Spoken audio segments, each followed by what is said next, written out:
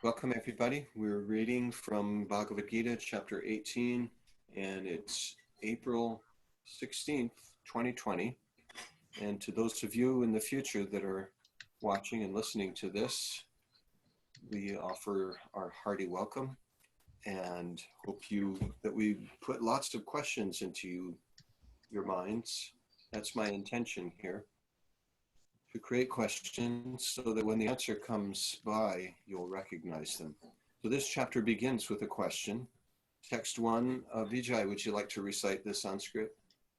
Okay.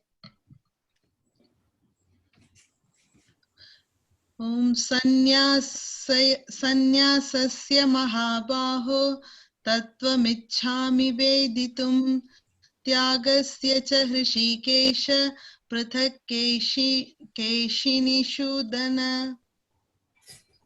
Laura, read the translation. Right.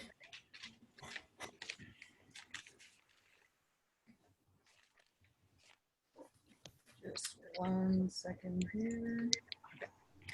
Arjuna said, O mighty armed one, I wish to understand the purpose of renunciation, tyaga, and of the renounced order of life, sannyasa, O killer of the Keshi demon, master of the senses. Okay, a curious question.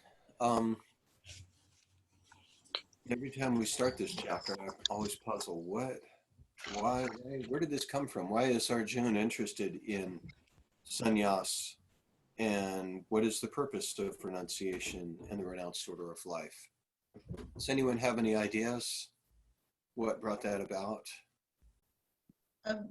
Didn't we talk?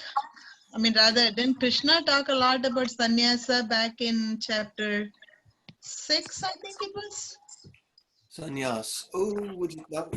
That's the chapter that talks about how to practice yoga by going off into a secluded place and sitting still and practicing yoga. It does kind of imply sannyas, yeah, and it does talk about brahmacharya. Mm-hmm. Okay. Perhaps anywhere else where he talks about sannyas? I don't think so. But renunciation. Actually, he did talk about renunciation in the last chapter.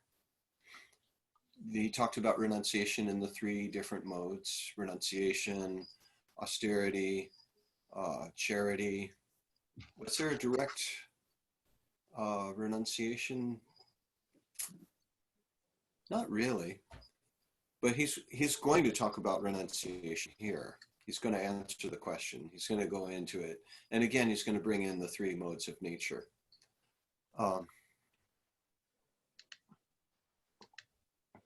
Okay, so no one's got anything to bring up. Anyway, I just wanted to make sure. Hey, Eric. Hey, Haribol. Hey, Paul. I just wanted to make sure everyone gets the question because, somehow from this question, Krishna gets the whole 18th chapter. And every time I read it, I think, okay, this time I'm going to get it. This time I'm going to understand where it all comes from. It seems like he answers his question, and then we're only going to read halfway into this chapter because it's a big chapter. We're going to read up to about text 40. And then after text 40, the chapter seems to go in a different direction. Krishna is like winding things up. And we'll talk about that tomorrow.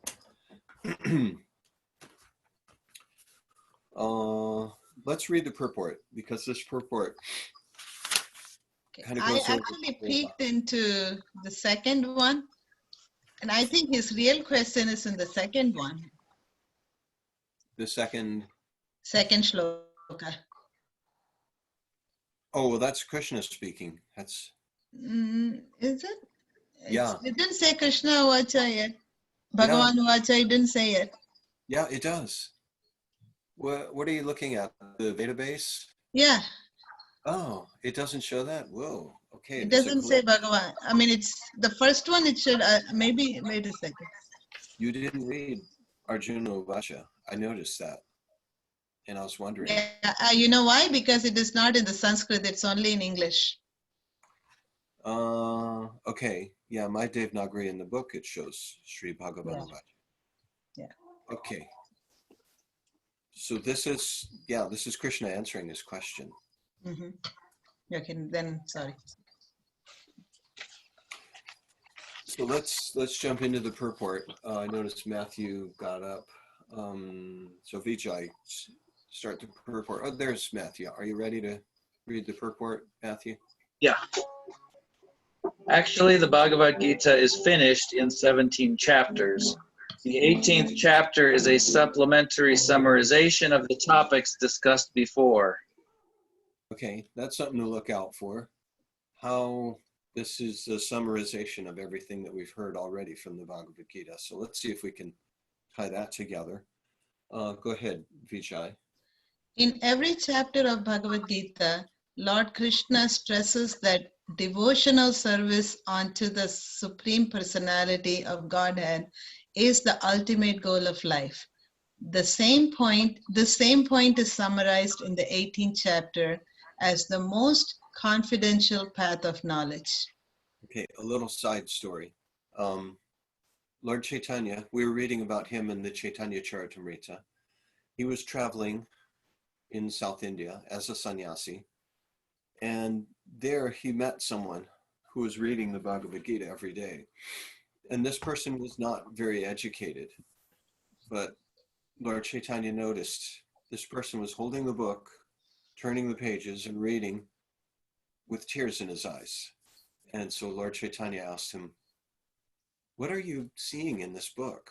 What are you getting from this?" And the devotee said, "I'm not very educated. Sometimes I read properly and sometimes not. My guru asked me to read the entire Bhagavad Gita every day. And so I'm doing that under his instructions." Lord Chaitanya asked, "But I see that you're crying. What is it in the Bhagavad Gita that moves you?" And he said, "When I pick up the book, all I see is the form of Krishna driving Arjuna's chariot. And I just think how the Lord loves his devotees so much that he'll take on that menial service. And when I think of that, I become overwhelmed with devotion and tears. I can't help it, but tears come to my eyes." Lord Chaitanya embraced him and he said, You are the real teacher of how to read Bhagavad Gita. So if we're like that, I mean, and sometimes you see people who are really simple-hearted and they just look at the Bhagavad Gita and they just start crying. And Chaitanya said, that's the way to read Bhagavad Gita. So the Bhagavad Gita is full of all kinds of technical things, and some people can hear what Krishna is saying and understand it, and they're moved by that. But if we're really simple and we just listen and we're like, I don't know what he's saying, but that's Krishna speaking, and I just love hearing it. I love hearing his voice.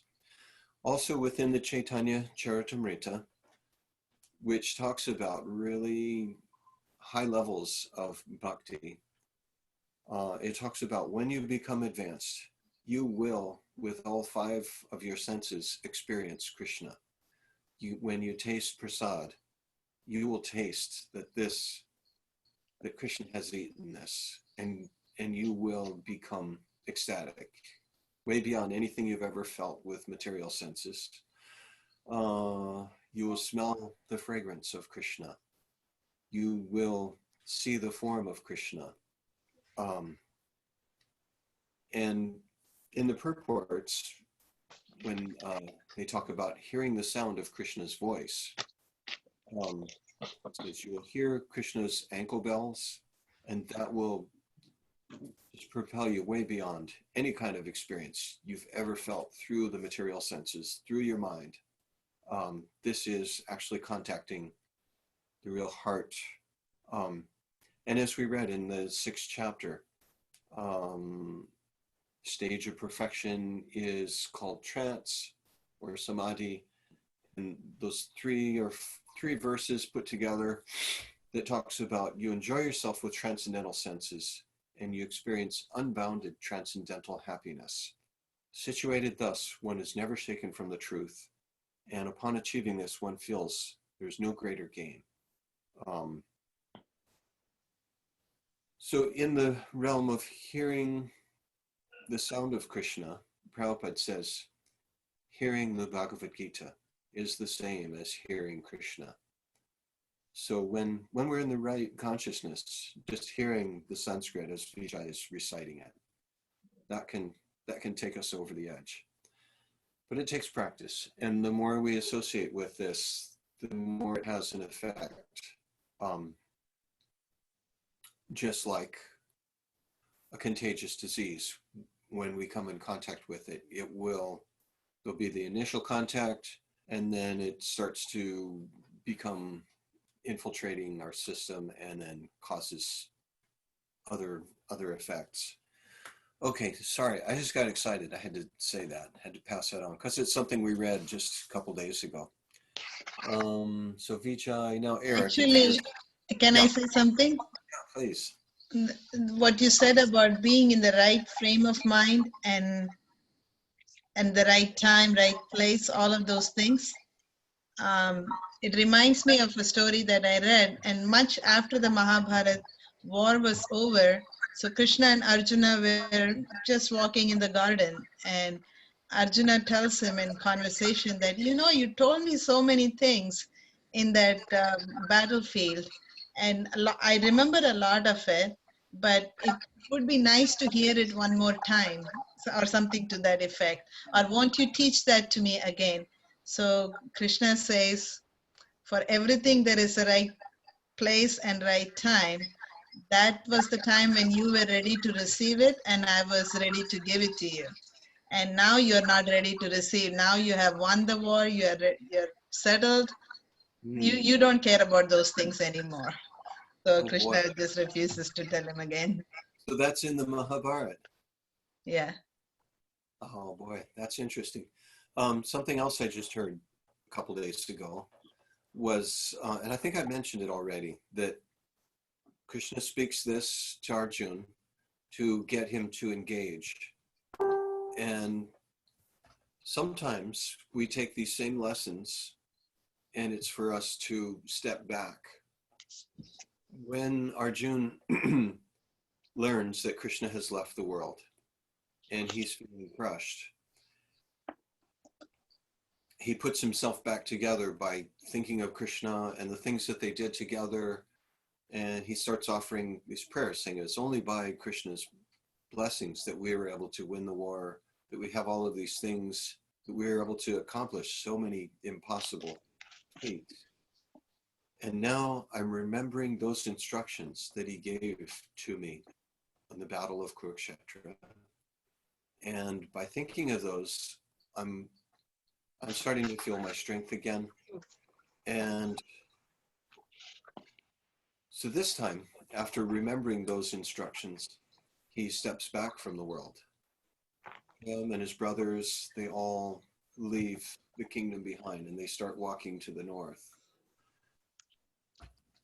Same instructions, different time, and a different application. Hey, Gabrielle, welcome. Hi there. Hare Krishna.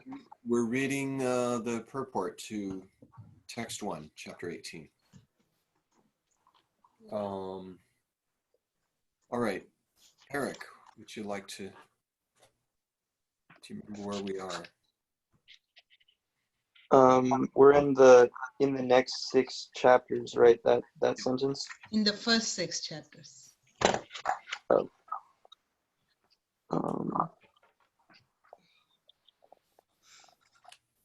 Okay. Wait, what?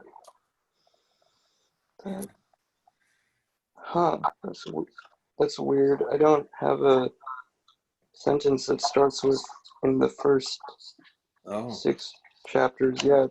Well, Gita, read your 2 sentences again, so we get this in text.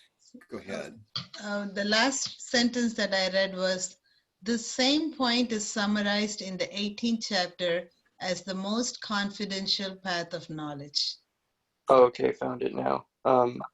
In the next 6 chapters, in the first 6 chapters, stress was given to devotional service, yoginam api sarvesham.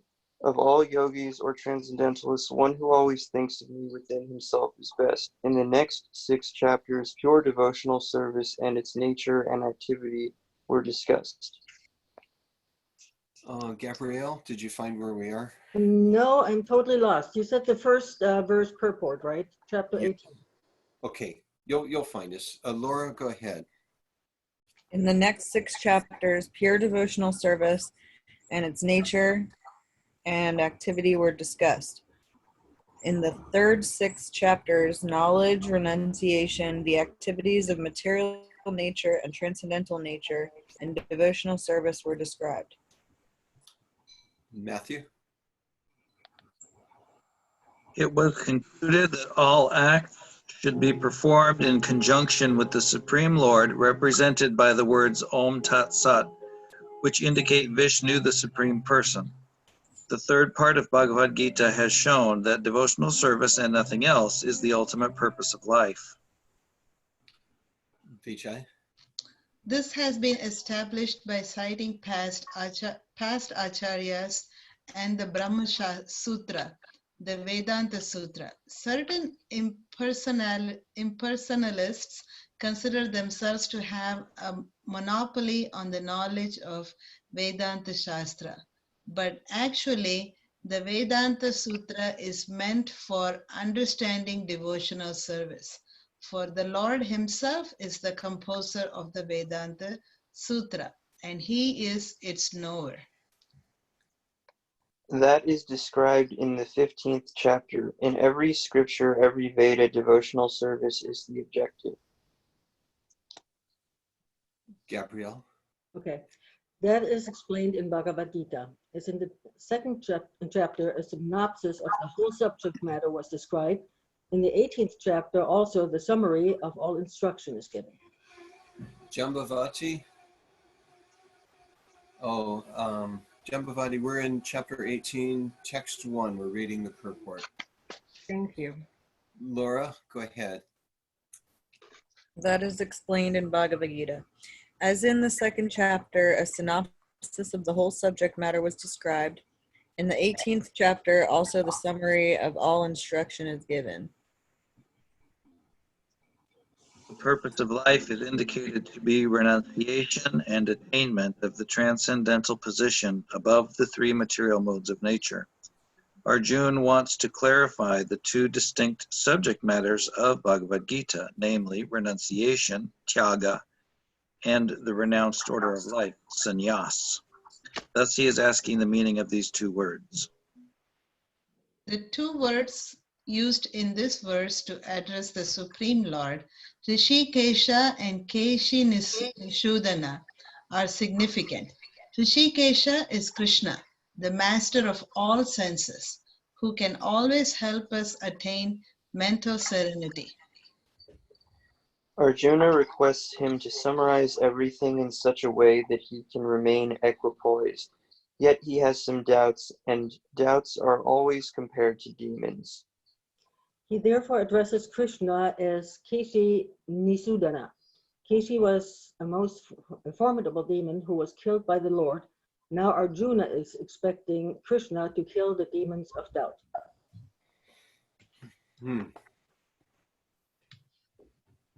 Well, that was a rundown of the whole Bhagavad Gita. Now, if we can keep this up and we can go through the Bhagavad Gita like we're doing and do it at least 2 more times, when you read this, you're going to be like, oh yeah, I know what he's talking about. And that's where we want to get.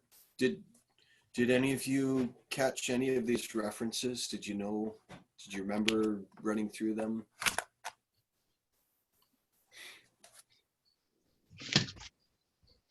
It The takes Om Tat Sat was very prominent. the which one? The Om Tat Sat? Oh yeah, you remember that one. Yeah, Yep. that's very memorable. What was that at the end of? Oh, just the last chapter. Mm-hmm. I've heard that a lot, so it kind of stuck in my mind. Okay, so let's go on. We've got Arjun's question, and it was brought up in the purport. Arjun requests him to summarize everything in such a way that he can remain equipoised. Let's see, what was that? Oh, here we go. Arjun wants to clarify the two distinct subject matters of Bhagavad Gita, namely renunciation, tyaga, and the renounced order of life, sannyas. Thus, he is asking the meaning of these two words. Okay, now here Prabhupada says this is the two distinct subject matters of Bhagavad Gita. I never knew that. He just spent the whole beginning of the chapter saying it's all about devotion to Krishna. Now he's saying the two distinct subject matters are sannyas and renunciation. Okay, here we go. And we're going to kind of zip through here because we've got to do 40 verses to stay on track. Here we go. Jambavati, are you ready to read No, text 2? I'm not. My brain is a bit fried. Tell me again, please, where we are. Chapter 18, Yes. text 2. Oh, 2. Yeah. For some reason, I thought you said 20. Oh, okay. Bhagavad Gita. Okay, I have to get back there. I tell you what, why doesn't somebody else read right now? I want to hold that thing up. All right, go ahead, Laura. The Supreme Personality of Godhead said, "The giving up of activities that are based on material desire is what great learned men call the renounced order of life, sannyas, and giving up the results of all activities is what the wise call renunciation, tyaga." This kind of reminds me how chapter 6 starts. Chapter 6, which ends up being like a big yoga lesson, a meditation session, he starts off talking about real sannyasi is one who does what he should do in life, not he who just steps back and does no work and lights no fire. So here he's saying something similar. The sannyasis are those who give up all activities based on material desire. And then giving up the results of all activities is what the wise call renunciation. Doesn't mean they stop work. It's just that they give up the results of their work. That is what tyaga is. Matthew, go ahead, text 2. Some learned men declare that all kinds of fruitive activities should be given up as faulty. Yet other sages maintain that acts of sacrifice, charity, and penance should never be abandoned. What is Okay. penance? When you atone for something you did. Yeah, but the Sanskrit word is tapa, which is different from like a guilty sort of atonement for a bad. It is a voluntary taking on of some hardship to strengthen yourself. Doing something like taking a cold shower in the morning just because to toughen you up. And it is good. There are some health benefits to some tyaga. Tyaga also means to, or tapa. Tapa. Yeah, just taking on some hardship to form character, to build your inner core strength. Mitra Prabhu, Yes. the monks that flagellate themselves, Yeah. is that also a penance? That's penance. Yeah, that's like a Christian thing. That's like, I'm so sinful, I had a bad thought, and so they kind of beat themselves. But this is a different kind of thing. I see. Isn't that the monks doing that is kind of what Krishna refers to as not something that he finds pleasing, because it's, punishing the body and mortifying the flesh and totally unnecessary. It was in one of the previous chapters that he addressed the fanaticism that can come with. in the last chapter, he called it demonic. He was talking about three modes of nature, and then he said, this is demonic. He didn't say mode of ignorance. He said, this is evil. So yeah, just to punish the body, to torture the body. So anyway, not to get down on Christians, maybe they do have some purpose behind that, but it can be taken to an extreme, and then that's what Krishna, he kind of disagrees with that. Did that answer your question, Laura? Yes. Okay. So let's see. Some say all kinds of activities should be given up as faulty. Yet others say that acts of sacrifice, charity, and penance should never be abandoned. So Krishna's putting out something to create some doubt, some tension, and then he's going to build up that tension just a little bit more in the next verse. Who read the last one? Was that Laura? Michael. Matthew. Or Matthew read, yeah. Okay, go ahead, Vijay. The best of Bharatas, now, O best of Bharatas, now hear my judgment about renunciation. O tiger among men, renunciation is declared in the scriptures to be of three kinds. Acts of sacrifice, charity, and penance are not to be given up. They must be performed. Indeed, sacrifice, charity, and penance purify even the great souls. So that's Krishna's clear instruction. Don't stop doing good things. They purify you. Acts of sacrifice, charity, and penance. Yagyadanam tapa chaiva. Yagyadana tapa karma. Natyajam karyamevatat. Okay, go ahead, Gabrielle. All these activities should be performed without attachment or any expectation of result. They should be performed as a matter of duty, O son of Brita. That is my final opinion. Jambavati, are you with us? I think so. Although I must tell you, I'll be leaving again. I'm like the thief in the night. I'm just trying to get what I can get. Okay.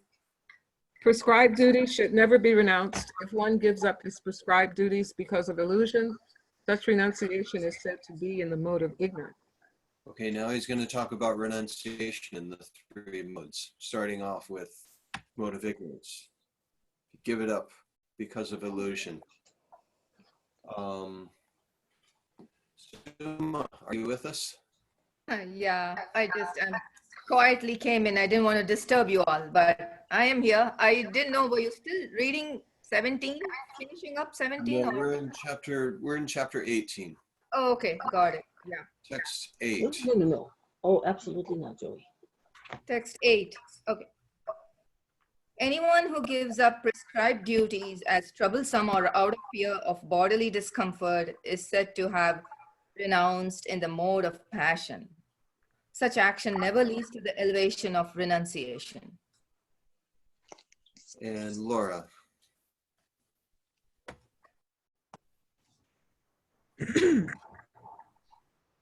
O Arjun, when one performs his prescribed duty only because it ought to be done, and renounces all material association and all attachment to the fruit, his renunciation is said to be in the mode of goodness.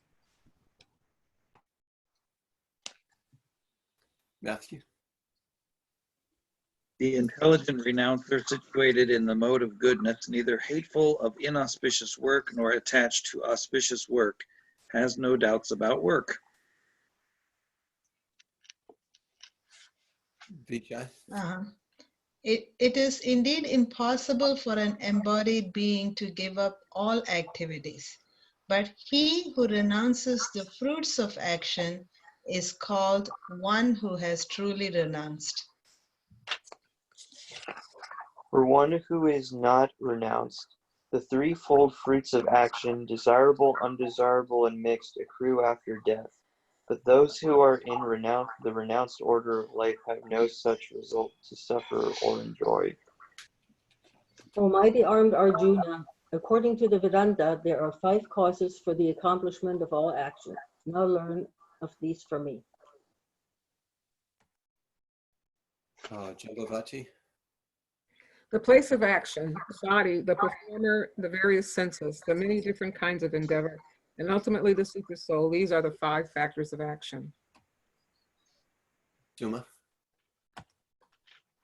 Whatever right or wrong action a man performs by body, mind, or speech is caused by these 5 factors. Laura? Therefore, one who thinks himself the only doer, not considering the 5 factors, is certainly not very intelligent and cannot see things as they are. Okay, this would be a good pausing point. Catch our breath. Did anybody understand any of that? Catch anything about renunciation, the 5 factors of action?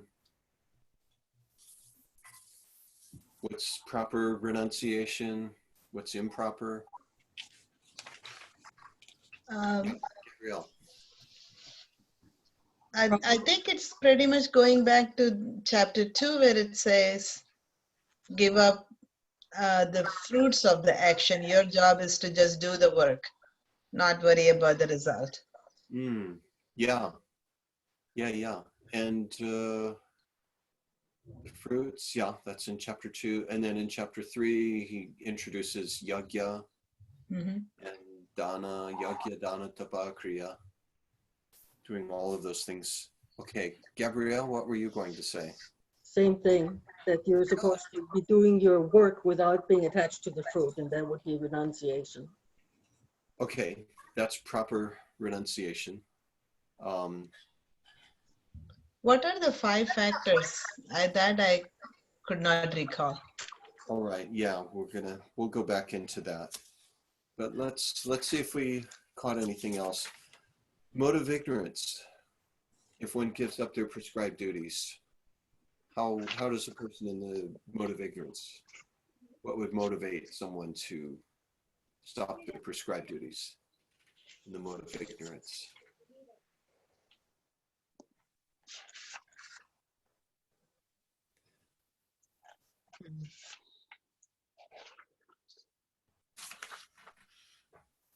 Can you repeat that question?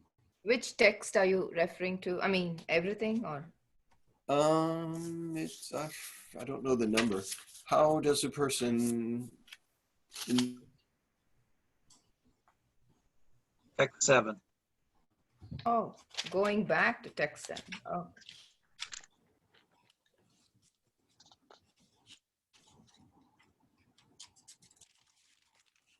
For example, I gives mean, them up? just people, some Mayavadi yogi, he would be doing the wrong thing. He just gives up everything, says that I am renouncing everything. I don't need anything. I don't need any material stuff. I'm renouncing everything. I'm going off to the woods. But this is Kali Yuga. If he would do that now, he's really not doing the right thing. He's not doing his duty, and then he's not in Krishna consciousness. Okay, that's good. Actually, and that reminds me of a verse that Prabhupada quotes about, let's see, it ends with Palgu Vairagya Katyate. And Palgu Vairagya means incomplete renunciation. If somebody has something that can be used in the service of Krishna, but then they don't use it, then that so-called renunciation, if they walk away from it, that's called incomplete renunciation.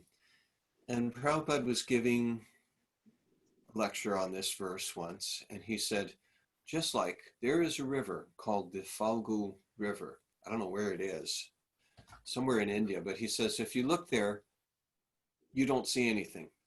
But if you put your hand into the sand, you'll find there is a whole current of water flowing underground.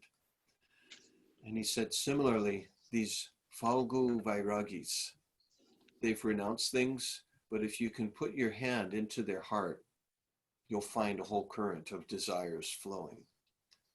So that's really the real purpose of renunciation, is you renounce in a way that helps, as Prabhupada said at the beginning.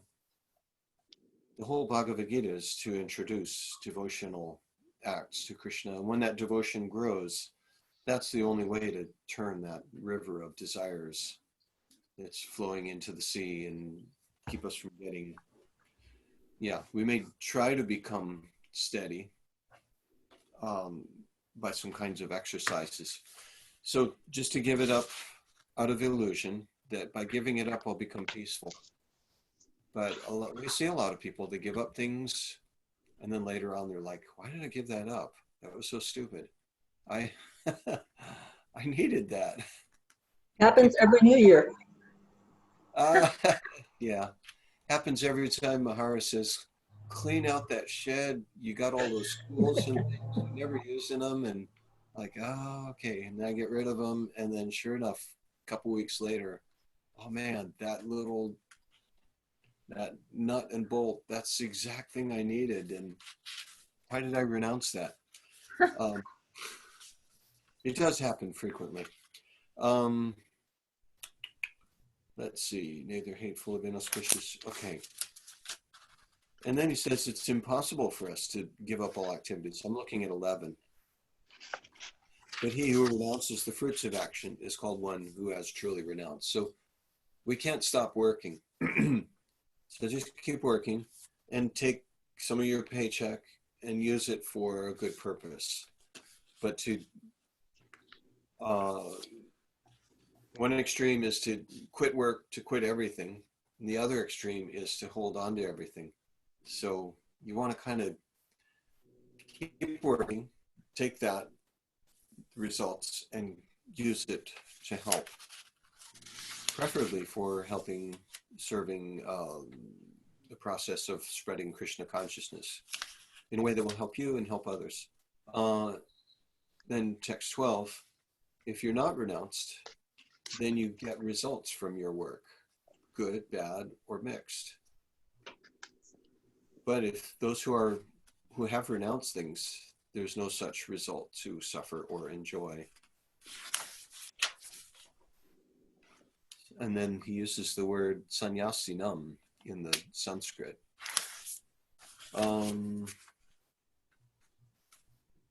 Okay, then according to the Vedanta, there are 5 causes. So now he's bringing up Vedanta to show how this is possible. I wonder where that is in the Vedanta Sutra. 5 causes for action. So the 5 causes, since Vijaya brought it up, read the translation, Vijaya, to text 14. 16? 14. Okay. The place of action, the body, the performer, the various senses, the many different kinds of endeavor, and ultimately the supersoul. Oh, these are the 5 factors of action. Okay, and if you know Sanskrit, you can get a lot out of the text, the verse itself. Adhishtanam tata karta karanam cha pratag vidham vividha cha pratag cheshta daivim cha chaivatra panchamam. So there's the place, and the example I always give on this to help get an understanding on it is, if you're running a restaurant, what are the 3 most important things in restaurant and in real estate? Location. Location. Location. Location. I So say the cook. Taste. But for restaurant, and it's service. different. Restaurant, I thought it was consistency. I didn't know. Yeah, could be, Well, but it's I real guess estate. for restaurants would be cook. Well, having a good location, even if you've got a lousy restaurant, if you're in the right place at the right time, where there's hungry people and there's no other restaurant around, you're going to do good, even if you got a lousy cook. So that's adhishtanam, the place. Tata karta, the worker. Okay, there's your cook. Karanam, the instruments. So you got different kinds of tools, different types of recipes. Pritag vidham, of different kinds. Okay, tools are different kinds. So karanam, instruments, pritag vidham. Then vividha, pritag cheshta. So the different kinds of endeavors. So you can design your restaurant in different ways. There's different ways of going about it. You can have buffet style. You can have waiters. You can sell liquor in there. You can keep it vegetarian. All of these are different varieties. So I have friends who opened a restaurant. It's a true story. They opened a restaurant in Santa Cruz, California, back in, it was the late 80s. Vegetarian, Gauranga's restaurant. They started it up,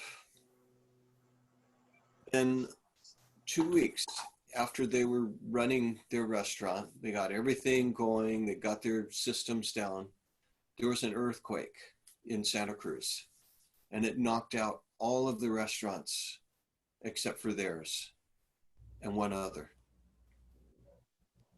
So now that's the fifth element, Daivam Chaivatra Panchamam, Daivam, the spiritual element, the demigods, the fate. How is it translated here? Ultimately, the super soul. The Sanskrit word is Daivam, which can be taken in a lot of different ways. Divine intervention. You can't control that. Luck. So there's 5 things, 5 factors to action. So their business went up. People came in and said, wow, nice new place. I really like your format. I like everything about you. And they just had that good luck happen. You can't plan for that. You can't plan for that Daivam, that 5th element. We can leverage that by offering prayers, trying to please Krishna. So the next verse he says, whatever right or wrong actions a man performs by body, mind, or speech is caused by these 5 factors. Therefore, one who thinks himself the only doer, not considering the 5 factors, is certainly not very intelligent and cannot see things as they are. So since the subject here is renunciation and the renounced order of life, what do you see in this presentation of the 5 factors? Why does Krishna bring that up? How would that help you become renounced? That while you have some say in how you conduct your life, there's so many other things that you have no jurisdiction over. Yeah. You're not controlling everything anyway. Right. And things are just going to go on anyway, too. Sometimes we feel, I'm so important. How can things go on when I'm gone? Every human has thought that. How many humans have died so far in all of human history? Every single one has, that has been born up till, 1920. There's a few that have been born since 1920 that are still alive. But they've probably lost all thought of like, things are never gonna, how are things gonna get by without me? Because like, they're just not able to do much anyway. And things are still going on, even though every one of us will die thinking, what are they gonna do without me? I'm so important. But you're only 1/5 of the equation. Okay. I have a question. Yeah. You mentioned the 5th element. What is that? If you look at text 16, or not 16, 14, yeah. Ultimately, the super soul. That's the way it's translated here. Okay. So there's a restaurant here called the Fifth Element. You might be referring to the movie, though. It's Fifth Element. it's an Indian restaurant. Oh, really? Mm-hmm. It's an Indian restaurant. Whoa, they're trying to leverage that Fifth Element by naming it that. Let's see. There's another reference to Fifth Element. I think it's in Greek. Let's see, because they've got earth, water, fire, and air. And then the fifth element is considered like the spiritual element. And from that, we get the word what is it, Pentacrest? Is that right? Matthew's nodding his head. Seems like you know something about it. But penta means 5, right? Pentangle. There's a word that, what does Pentacrest mean? Doesn't that mean like the top? Anyway, we're getting off track. Another tangent. We've got a lot of shlokas to zip through. So go ahead. Who's next? Who read the last one? And what was the last one? Oh boy, 17 is potentially very controversial. It's a scary one. And we're not going to be able to sort this out. We're just going to look at it and say, whoa, okay. Who read last? I don't recall. Well, Visha read text 14, so let's just start from there. Go ahead, Eric. 17. One who is not motivated by false ego, whose intelligence is not entangled, though he kills men in this world, does not kill, nor is he bound by his actions.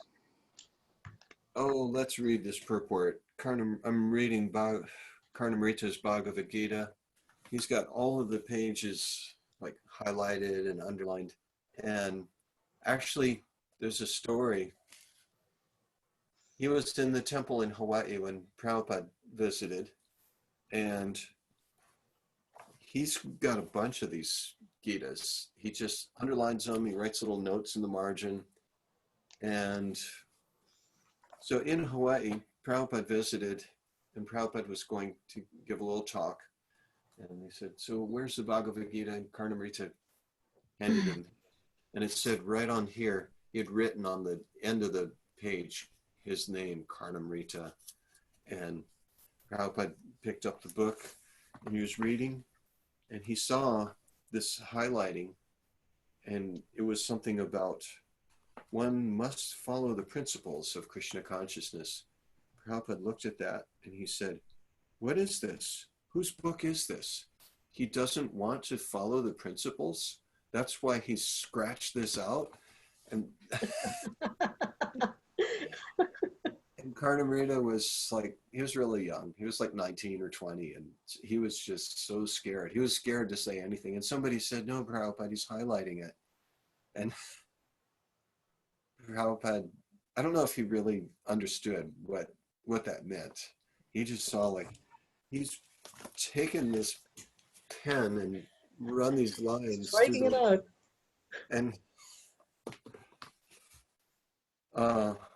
whose book is this? And it was like written right on the. So Yeah, they could be intimidating. yeah, so I think we should read this purport. So Eric read the verse. Gabrielle, go ahead. Read the purport. Yep. In this verse, the Lord informs Arjuna that the desire not to fight arises from false ego. Arjuna thought himself to be the doer of action, but he did not consider the supreme sanction within and without. Suma, it's your turn now. Okay. Yeah, after this, I guess I'll have to leave, but to the others. Oh my continue. gosh. Will you read I know. If one does not know that a super sanction is there, why should he act? But one who knows the instruments of work, himself as the worker and the Supreme Lord as the supreme sanctioner, is perfect in doing everything. Let's see. Where are we? I couldn't find where you're reading. Text 17, purport. Yeah, I was right in the, like, after he Certain after, Oh, yeah. Why should he act? But when he does not. Oh, yeah. There we go. We'll keep reading the whole thing since you have to leave. okay, but since I have to leave, No. but one who knows the instruments of work, himself as the worker, and the Supreme Lord as the supreme sanctioner, is perfect in doing everything. Such a person is never an illusion. Personal activity and responsibility arise from false ego and godlessness or a lack of Krishna consciousness. Anyone who is acting in Krishna consciousness under the direction of the Super Soul or the Supreme Personality of Godhead, even though killing, does not kill, nor is he ever affected by the reaction of such killing. When a soldier kills under the command of a superior officer, he is not subject to be judged. But if a soldier kills on his own personal account, then he is certainly judged by a court of law. Okay. So this verse and purport always gets people worked up. But one thing I've got to say is if Krishna comes to you and tells you, I want you to kill someone, then Hare Krishna. you should not go and kill. Okay, Suma. Hi, Paul. Thanks for joining. Hare Bol. Don't carry out that order. You should immediately find yourself a psychologist, psychotherapist, and get yourself evaluated, because Krishna does not come to random people telling them to kill random people. You are having some severe hallucinations. That has never happened since Krishna has spoke the Bhagavad Gita to Arjuna. He has never gone to anyone else at random times. So if that does happen to you, the only thing unique about you is you need some mental evaluation. I just had to, yeah. Okay, so let's move on. That was Suma. Laura, back to you. Text 18. I actually have to go as well, but I will read this text before I go. Okay. Oh no, what are we going to do without Laura? Aw, thanks. All right. Text 15. Knowledge, the object of knowledge, and the knower are the three factors that motivate action. The senses, the work, and the doer are the three constituents of action. Oh, easy stuff. Easy stuff to get. Everyone's got it, right? We're not going to unpack that one this time. So I'll read up to 40 and then I'll continue with you guys tomorrow. Oh, on your own. Okay. Yep. All right. Okay. Haribol. Hare Krishna. Matthew, go ahead. Text 19. We're just going to zip because it's already 8 o'clock. How did that happen? Time flies when you're having fun. You're going to have to unmute, Matthew. According to the three different modes of material nature, there are three kinds of knowledge: action and performer of action. Now hear of them from me. We didn't hear any music in your background this time. What happened? It's like every time you've been speaking tonight. My son stopped playing piano. Oh, I thought that was like part of, like an omen every time you speak. He's very loud. The door is shut, but you can still hear. Okay. He plays and sings. So this is going to be one of those really cool lists. And so pay close attention. Three kinds of knowledge: action and performer of action. This is really fun. We're going to get a little deeper into the three modes of nature understanding. Vijay, go ahead. That knowledge by which one undivided spiritual nature is seen in all living entities, though they are divided into innumerable forms, you should understand to be in the mode of goodness. That knowledge by which one sees that in every different body, there is a different type of living entity you should understand to be in the mode of passion. And that knowledge by which one is attached to one kind of work is the all in all, without knowledge of the truth, and which is very meager, is said to be in the mode of darkness. Matthew? Okay, can we have just 1 minute? I want to kind of digest these three. Oh, okay.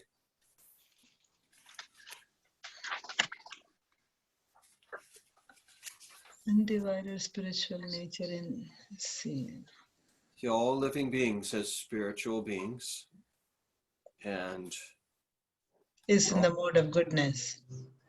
And then different people, different who differentiates is the passion. yeah, they see like a different kind of soul. There's a Chinese soul, there's a dog soul, there's a soul. But in goodness, you see all living things having the same spiritual nature. Then in darkness, it's very meager. Yeah. They're attached to one kind of work. So like they only believe in one religion, one kind of work.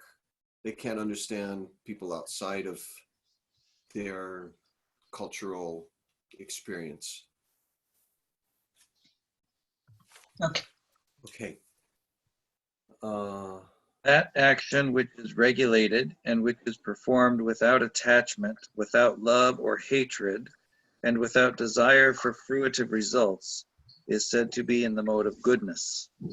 So without love, that actually means without attachment. That raga word is used again. Araga, dveshata. But action performed with great efforts by one seeking to gratify his desires and enacted from a sense of false ego is called action in the mode of passion.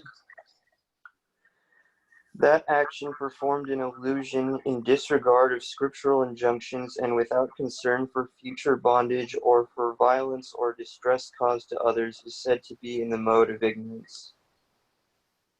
One who performs his duty without association with the modes of material nature, without false ego, with great determination and enthusiasm, and without wavering in success or failure, is said to be a worker in the mode of goodness. Okay, unstoppable. People in the mode of goodness. They're going to get their job done. Okay, back to Matthew. The worker who is attached to work and the fruit of work, desiring to enjoy those fruits, and who is greedy, always envious, impure, and moved by joy and sorrow, is said to be in the mode of passion. The worker who is always engaged in work against the injunctions of the scripture, who is materialistic, obstinate, cheating, and an expert in insulting others, and who is lazy, always morose and procrastinating, is said to be a worker in the mode of ignorance. Okay, this is a fun purport because we all know people like this, and sometimes we are like this. Let's go ahead and start the purport, Eric. In the scriptural injunctions, we find what sort of work should be performed and what sort of work should not be performed. Those who do not care for those injunctions engage in work not to be done, and such persons are generally materialistic. They work according to the modes of nature, not according to the injunctions of the scripture. Such workers are not very gentle, and generally they are always cunning and expert in insulting others. They are very lazy, even though they have some duty. They do not do it properly, and they put it aside to be done later on. Therefore, they appear to be morose. Quick question here. They procrastinate. Can I finish this? Yeah, go ahead. Let's finish the purport. They procrastinate. Anything which can be done in an hour, they drag on for years. Such workers are situated in the mode of ignorance. Okay, Gabrielle, let's hear your Yeah, question. I was wondering, I mean, does it have to be the entire ball of wax? do you have to have all of these aspects? Because there are people who are acting in the mode of ignorance, but they might not be terribly lazy. Or somebody is terribly lazy, but actually does not always act in the mode of ignorance. So, I mean, Yeah, there's all kinds of nuances, okay, all kinds of measures of passion, goodness, and ignorance. You'll find people in ignorance that have a little tinge of passion or goodness. And so it can be combinations of, yeah, this is okay. just to help us get some idea of what's what. And how is the worker in the mode of goodness? Let's go back and glance at that. 26. One who performs his duty without association with the modes of material nature, without false ego, with great determination and enthusiasm, without wavering in success or failure, said to be a worker in the mode of goodness. In the mode of passion, success or failure really, that sets their tone. They're just kind of reacting to what's going on. If they're a success, they celebrate, they feel up. If they're a failure, they're down. Okay, text 29.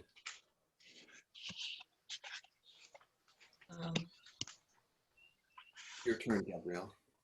Oh, it's mine?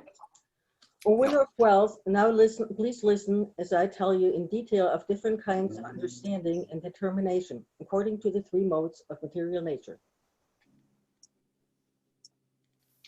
O son of Pritha, that understanding by which one knows what ought to be done and what ought not to be done, what is to be feared and what is not to be feared, what is binding and what is liberating, is in the mode of goodness. O son of Pritha, that understanding which cannot distinguish between religion and irreligion, between action that should be done and action that should not be done, is in the mode of passion. That understanding which considers irreligion to be religion and religion to be irreligion under the spell of illusion and darkness, and strives away always in the wrong direction, O Partha, is in the mode of ignorance. All right, in the purport it says, intelligence in the mode of ignorance is always working the opposite of the way it should. So in the mode of goodness, text 29, text 30, Nivrittim cha, nivrittim cha. They know what should be done, what should not be done. The mode of goodness, you've got clarity. They know what should be feared and what should not be feared. Just like every year I get allergies, it's just my body fearing something that really is not harmful at all. It's just some pollen coming in. I mean, yogis can live on pollen. They live on their breath. They're just breathing in pollen and it's food.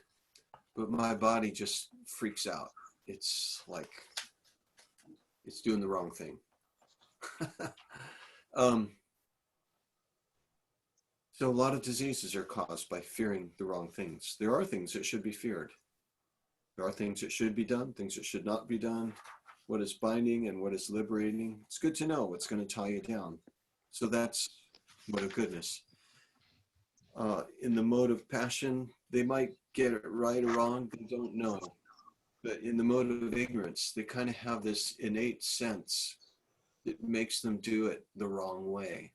They find the wrong way, and that's what they do. So that's their, what are we on here? Understanding. That's their understanding. It's always wrong. So good to study what mode of ignorance is so we can recognize it, because we all have a little bit in us. We recognize it, okay, move away from this. Always go to sattva. Okay, so that was understanding. Mode of passion, you'll get it right half the time. You have 50% chance. Mode of goodness, you got 100% chance of doing it right. Mode of ignorance, 100% chance of doing it wrong, or close to. 33, go ahead.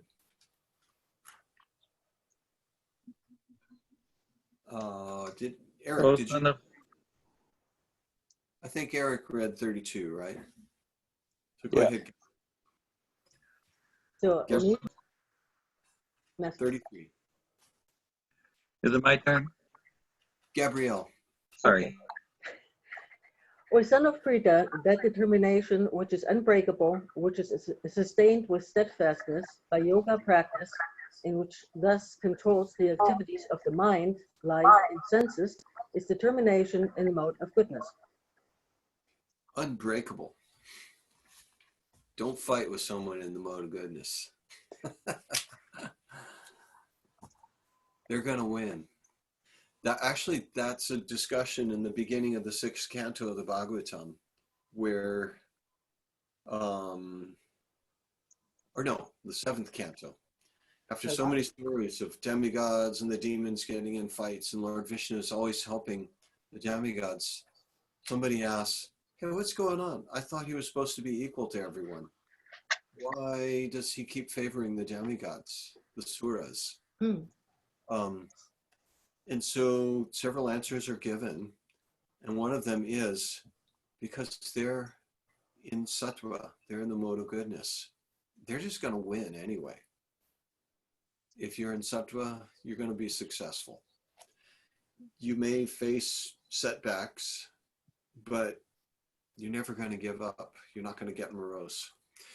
The demons are in tamas and rajas. And so naturally, they're going to be behind on the curve. Okay. So go ahead, Matthew. 34. But that determination by which one holds fast to fruitive results in religion, economic development, and sense gratification is of the nature of passion, O Arjuna.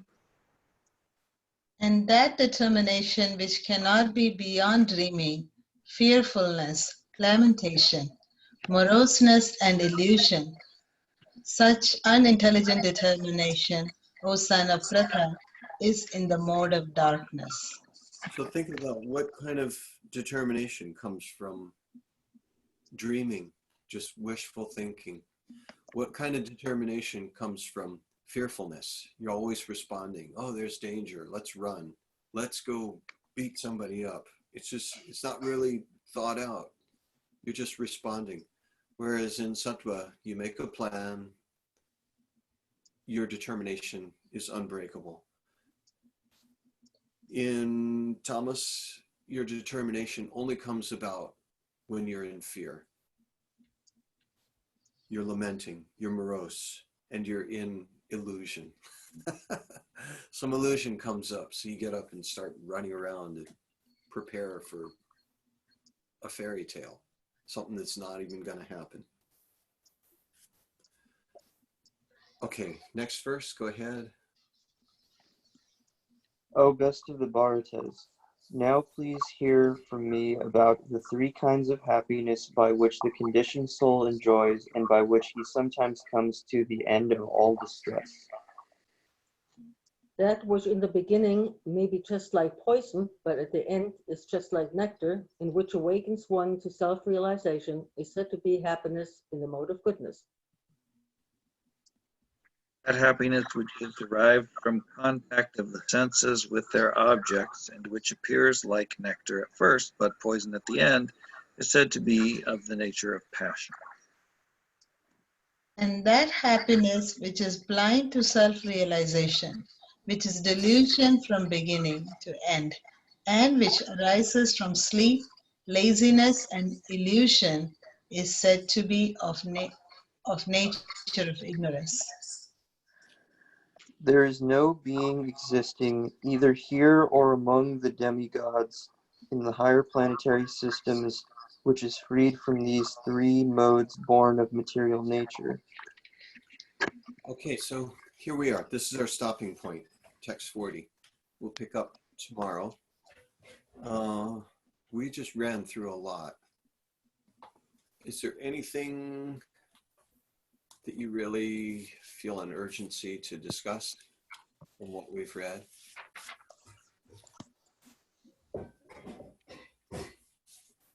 These last 3 about happiness. Daniel's joining just when we're about to end. Hey, Daniel. Three kinds of happiness. I really like this because like happiness is a good goal. And so what did you guys get from that? Three kinds of happiness.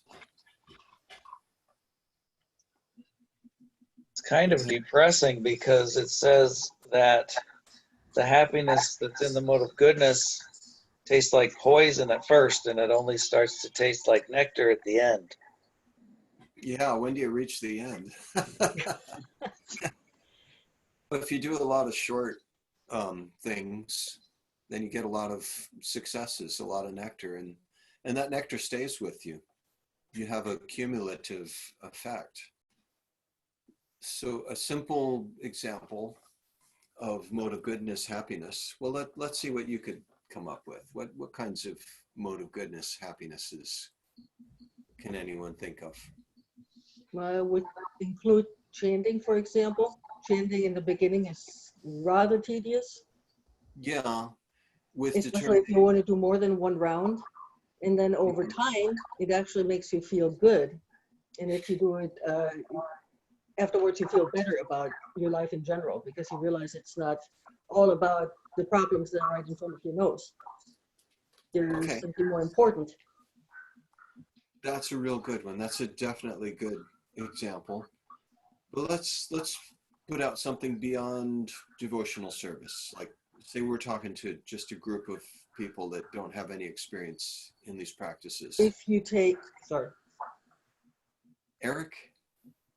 Oh, so I guess, yeah, outside of bhakti, I guess one example would be like in school, I remember there was this one class that was really hard that a lot of people were failing and such. And it was definitely one of those things where it's like, if you wanted to get, that environmental engineering degree, you need to pass this really hard class. And, it required the austerity of having to, not hang out with your friends every weekend and like kind of lock yourself in a room and just study really hard. And, it kind of was not that great at the beginning, but the end result is that there's a higher result that came from that austerity because then you pass the class and you get to move on.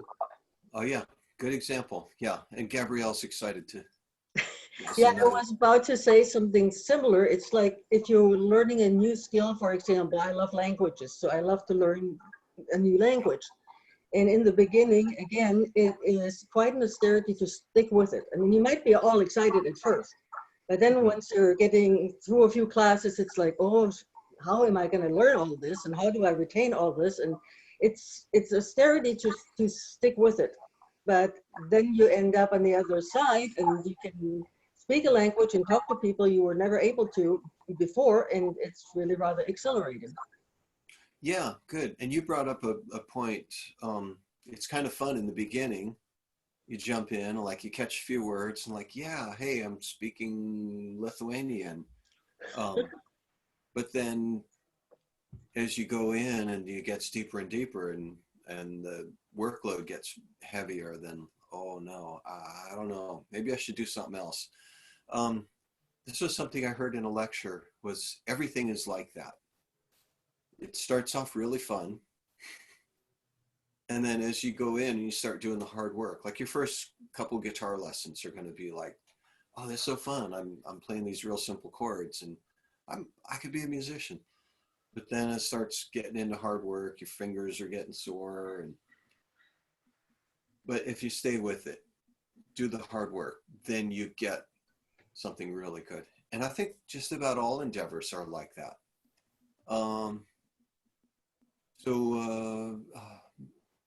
Matthew, what were you? Seemed like you were going to say something. Are you still on for it? I was going to talk about reading Shakespeare. Okay. Because that's very difficult to understand at first, but if you invest in understanding it and read it through a few times, then you start to realize how awesome it is. Yeah, it really is.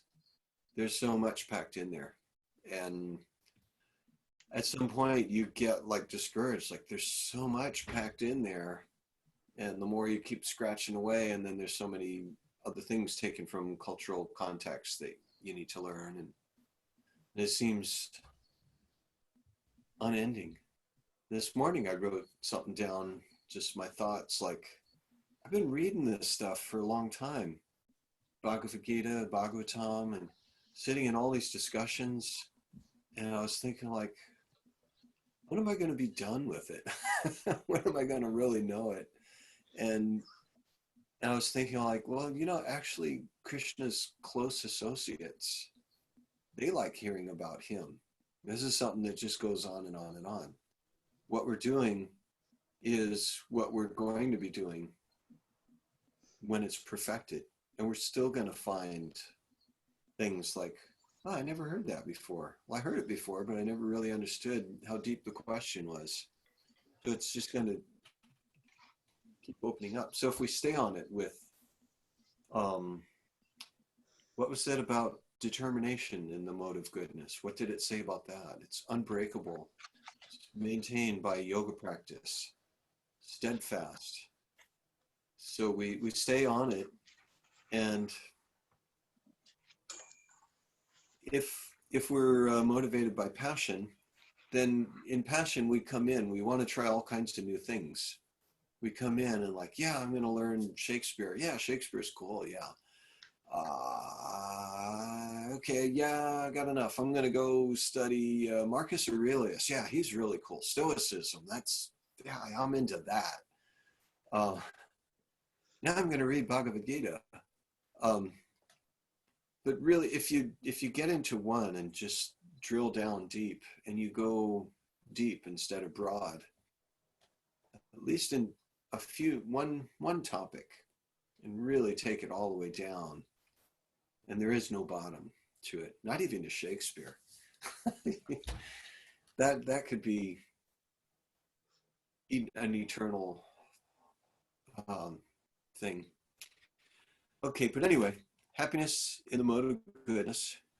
Matthew said it's kind of depressing because it's just like poison, but at the end it's just like nectar, which awakens one to self-realization. That's said to be happiness in the mode of goodness. So my simple mode of goodness thing is, if after a meal you wash your dishes and you clean the kitchen and you put everything away, it's like, who wants to do that? That's like poison in the beginning. But if you do it, that's like, you step back and like, hey, my kitchen's clean. And you've conquered your tendency to visit the mode of ignorance. And you just did it anyway. And the more you do that, you beat the mind down, like, just shut up. You're doing this. And the mind's like, let's just relax. It's okay. We can wash them later. But if you do that and you stick to a discipline like that, it's like poison in the beginning, each and every time you do it. Every morning when I do my exercise, I'm thinking like, oh no, not today. Let's just take a break today. And then when I started, it's like, oh man, same old thing. But then after I do it, I feel good. So there's two simple mode of goodness things. And as you do them, you actually do get this accumulation of happiness. You become more happy. The results of the mode of passion are misery, bondage. You're bound to more. It just creates more desires. What does it say here? Oh man, this purport is just, man, we're not going to read it tonight. That's your homework if you want to read about the mode of passion. Prabhupada just takes you down that road. A young man, a young woman meet. Things go really well. He says they have sexual intercourse. In the beginning, this is very pleasing to the senses, but at the end, it becomes just like poison. They're separated, there's divorce, there's lamentation, there's sorrow. Such happiness is always in the mode of passion. Happiness derived from a combination of the senses and the sense objects is always a cause of distress. It should be avoided by all means. Whoa. you can enjoy combining the senses with their objects. If you practice a life of sattva in the mode of goodness, you're going to get the happiness that comes from passion. You're going to get it, but you're going to get it in a superior way. Contacting the senses is not the goal of life. It's just kind of like we talked about that last time, about the mango pickle. Were you guys in on that one? The achar, really? It's just like a little achar on the side. Your real meal is like the rice and dal. You guys weren't in on that one. I told a story of traveling with the Bengali music troupe all over USA, and our first stop was Miami, just when the mangoes were starting to come in. So we picked boxes and boxes of green mangoes and cut them up, put them in buckets with salt and spices and mustard oil to make achar. And while we were driving, a couple weeks later, we were on a really long drive. We were supposed to make it to the temple. They were going to feed us, but the bus broke down. We were stranded. We were hungry. One of the kids opened up the bucket of mango pickle, and he filled up a big plate with it. And he said, I'm going to eat this. But mango pickle only makes you more hungry. It doesn't satisfy your hunger, and it's full of salt. And Okay, you're making me drool. that's what happened last time. We all exchanged our achar recipes. Yeah, especially mango. Yeah, man, that's the best. I like it mixed with all the other stuff. Lemon is really good. And those little tiny things. Anyway, so sense gratification is like that. The mode of passion is like eating a big plate of achar. No rice, no roti, no nothing.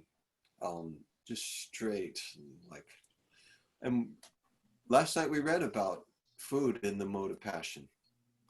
Remember, it said too much salt, too much, too spicy, too sour, and that would be like eating a plate of mango pickle. Tastes really good at first bite. It's like, ooh, this is good. Oh, I'm eating, but there's no real food. That guy felt really sick the rest of the day. And he was a teenager. I mean, teenagers, they can eat anything. Okay, so that's happiness in the mode of passion. And how many stories are there? Oh man, how many times I've seen, how many friends I know that are going through a divorce. And certainly when they first met, it was just fireworks and wonderful happiness. Like they both felt like the happiest people in the world. But it ended up turning into lamentation, sorrow. Such happiness is always in the mode of passion. Happiness derived from a combination of the senses and the sense objects is always a cause of distress and should be avoided by all means. That was in chapter 5. There's this real heavy verse that says, Dukkha yonaya evate, that the senses contacting their objects is seen to be, dukkha yoni means the womb. So the womb of unhappiness. And so adyanta vanta kaunteya nateshu ramate buddha. So the wise people see these pleasures have a beginning and an end. So therefore they don't go there. They're not interested in that. But how are we going to give up all of that stuff? We still like mango pickle and good food. So we enjoy those things, but in sattva, mode of goodness. All right. And then text 40 said, there is no being existing either Actually, here. that reminds me, I was attending a small question answer session with a Swamiji, and one of the kids asked him, "So, what do you like to eat?" And he replied that, "Well, I eat like normal person, but perhaps the difference is that if I don't get what I normally eat, I don't get upset." Um, and and that is a practice skill, is what he was saying. Hmm. Yeah. Yeah, I mean, yes, mango pickle sounds great, but I'm not going to be upset because I don't get it today. Really? You don't have any in your kitchen? I do have. Yeah. What Last time? an Indian household is incomplete without that mango pickle. Yeah. Yep. And if you live way south, like Laura does, I wonder if they can grow lemons, or Daniel's there. They can grow lemons in Jacksonville, Florida. I think they're just a little bit too far north for them to be dependable. I don't know. There's orange trees, orange orchards. We have them here. There are Oh, lemon trees and orange trees and lime trees all over the place in Davis. yeah, in And Davis. that's Yeah. Northern California. Yeah. Yep. Florida gets those hard freezes once in a while, though. But wow, lemons, when you get tons of lemons, so you should do this. When the lemons come in and there's an overabundance of them, pick as many as you can. Bring them to your house. They'll store, they'll last a long time. Cut them up into pretty big chunks, and you put them in a jar with a lot of salt. And you can look this up online to make sure you're doing it right. Close up that jar and put it out in the sun, hot sun, for a week or two. The whole thing will soften up, and wow, I'm getting hungry. And then you take those lemons and you tear off a piece, and you mix it in with your rice or whatever you're eating, and wow, it's just so good. Just the lemon? Lemon and salt, yeah. Hmm. Simple. It's simple. You can add other spices, but that's the simple way to do it. Lemon and salt, and put it in a jar. Make sure the Turmeric. lid's not going to rust. Have you ever done that, Vijay? Yes, I also add turmeric because it's a good way to get turmeric in your Oh, yeah. diet.